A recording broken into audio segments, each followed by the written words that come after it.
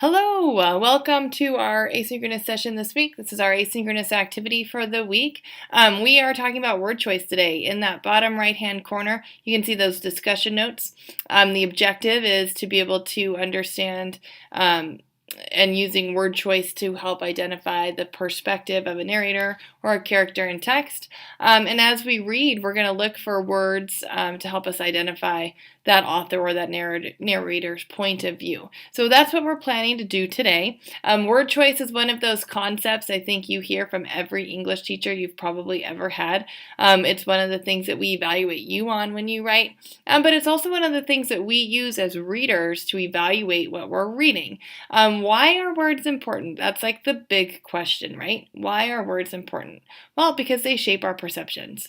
As we read, we look for word choices that help us understand the perspective of the narrator or the character. A lot of times this is subconscious. We might not even realize that we're doing it. But because it's in context, we can recognize the tone of a piece of writing from the word choice. We can recognize the tone of a character's dialogue from the word choice. So when you think about word choices in your everyday life, think about the last time you ran into somebody who was mad, or who was sad, or who was happy. Like, what types of word choices did they use to convey their dismay, or their anger, or their joy?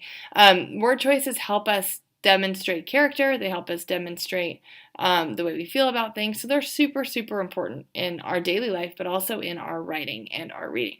So today what we're going to do real quick is we're going to take a look at this excerpt. This is the second paragraph from The Joy of Reading and Writing, Superman and Me by Sherman Alexie. Sherman Alexie is a fantastic author. So if you haven't had a chance to read his stuff, I highly recommend him. But we're looking through the second paragraph, and we're looking specifically for elements that might lead us in the direction of why he titled his essay The Joy of Reading and Writing. So, because that word joy already jumps out to me in the title. Like, why does he use that word joy?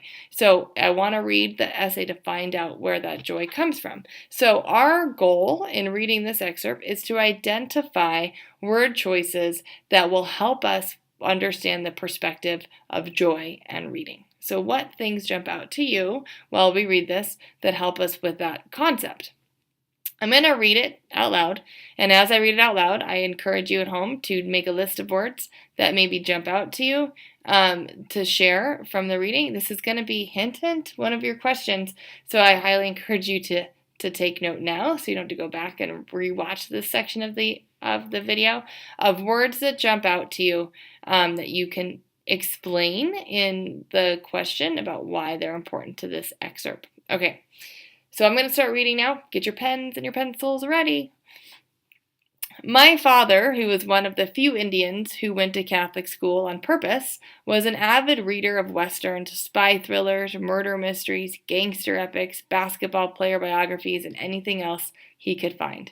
He bought his books by the pound at Dutch's Pawn Shop, Goodwill, Salvation Army, and Value Village. When he had extra money, he bought new novels at supermarkets, convenience stores, and hospital gift shops. Our house was filled with books. They were stacked in crazy piles in the bathroom, bedrooms, and living room. In a fit of unemployment-inspired creative energy, my father built a set of bookshelves and soon filled them with a random assortment of books about the Kennedy assassination, Watergate, the Vietnam War, and the entire 23-book series of the Apache Westerns. My father loved books, and since I loved my father with an aching devotion, I decided to love books as well. Okay, so remember, we're looking for any word choices that key us into the title, the perception of joy, right? So there are a few words that jump right out to me off the bat, and that is love. Like, he repeats the word love over and over again. And the reason he does that is to convey how much he feels passion for books. So, loved, loved, love. That's where I see those for the first part at the beginning. My father loved books. I loved my father. I decided to love books as well. So clearly a choice there, right? But the word love connects to joy. That is the beginning of our perception of our narrator. So think here, the way he talks about his father and his father's obsession with buying books, right? So if we look at the whole paragraph, Alexei assigns value to books. So he does that through showing his father purchasing books whenever he can with spare money. He writes when he had extra money. He doesn't say when he had money. He says when he had extra money. So clearly money that was left over from paying the bills or buying groceries, etc. That word choice, extra money, shows the importance of books in this household. In a fit of unemployment-inspired creative energy, my father built a set of bookshelves and soon filled them with a random assortment of books about the Kennedy assassination. So here we see books put in a positive light, in the sense like they're not just thrown in boxes, they're not just discarded after they're read, they're revered because they are filled randomly, because he sounds like he likes a lot of different things, on bookshelves, and they're held in high regard because they are put up on those bookshelves. They're stacked in crazy piles. So to me, the vision that Alexei is creating is that this house is overflowing with books. His father loved books so much that they were everywhere. They were in random assortment on the shelves. They were in piles everywhere. He bought them. His father bought them wherever he could. So those word choices